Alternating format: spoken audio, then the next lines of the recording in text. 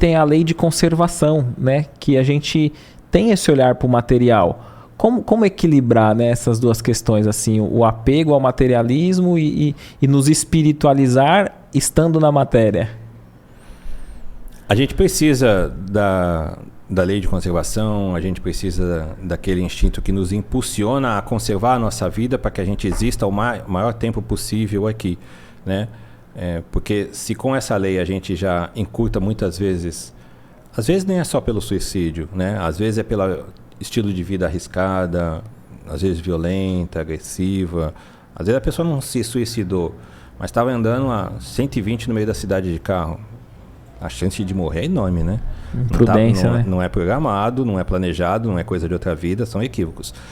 Então, se mesmo tendo o instinto de conservação a gente já se mata, né, encurta a nossa vida tantas vezes, imagina se a gente não tivesse. E a gente precisa viver aqui. O espírito precisa estar vinculado a um corpo material, porque a forma como o Criador, na sua sabedoria infinita, ele entendeu que era necessário para que a gente desenvolvesse tanto a inteligência, pelas necessidades da vida material que ela vai nos impondo, quanto o sentimento, pela vida de relação que a gente vai desenvolvendo com as criaturas. Então a gente precisa disso daí. Só que conforme a gente vai desenvolvendo o nosso senso moral e o conhecimento da realidade das coisas, começa a mudar a ótica sobre a qual a gente analisa aquilo. Então, por exemplo, hoje a gente está falando sobre vida em outros planetas, a vida em mundos melhores, superiores e tal. Então, a ótica, ao longo do tempo, isso vai construindo uma ótica diferente, uma visão diferente no íntimo de cada um de nós.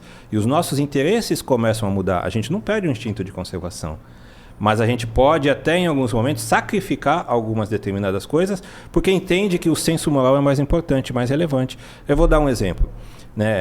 Esse exemplo meu irmão deu na mocidade, foi algo parecido com isso no último domingo.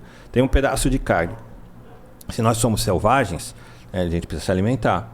Quem for mais forte vai ficar com um pedaço de carne porque vai se agredir e o mais forte provavelmente vai vencer. Vai ficar com um pedaço de carne. Conforme você desenvolve o senso moral, você fala, cara, eu não preciso agredir o outro. De repente eu posso dividir esse daqui, alimenta eu, alimenta ele, né? Talvez seja carne demais. Então você começa a ter uma ótica diferente e você não perdeu o instinto de conservação, mas começa a aumentar o teu senso moral. Aquele senso moral faz muito sentido para você. No passado não fazia nenhum. Você tinha carne, um monte de carne dava para dividir entre 10. E não faz diferença, você vai matar os 10 se for preciso, porque aquela carne é sua. Né? Você desenvolveu o senso moral, opa, peraí, eu posso dividir, né? Talvez a gente conquiste mais carne por aí junto, sei lá. Então você começa a mudar a ótica conforme a tua consciência moral ela avança, sem que você perca o instinto de conservação que continua ali. Teve um filme que descreve muito assim a sociedade nesse aspecto dessa ganância, né? Que era um elevador, acho que é o Poço, né? O nome, ô Kaique? Que não sei se você já viu, é um elevador, aí tem um monte de pessoas em cada andar. E aí eles colocam comida suficiente para todos de cada andar.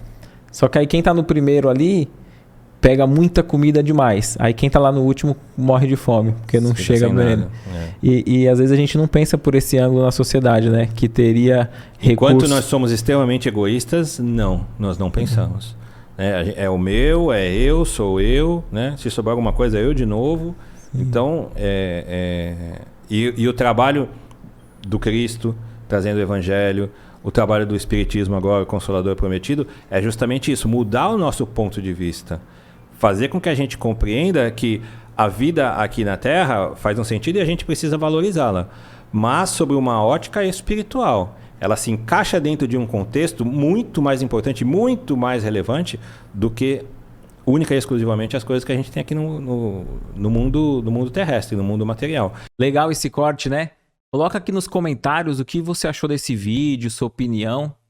E lembre-se de marcar aquele amigo querido que você sabe que vai se interessar por esse tema. Para você acompanhar o episódio completo, é só pesquisar Recomeçar Podcast Espírita. Se ficar alguma dúvida relacionada ao espiritismo, é natural. Procure ler as obras de Allan Kardec.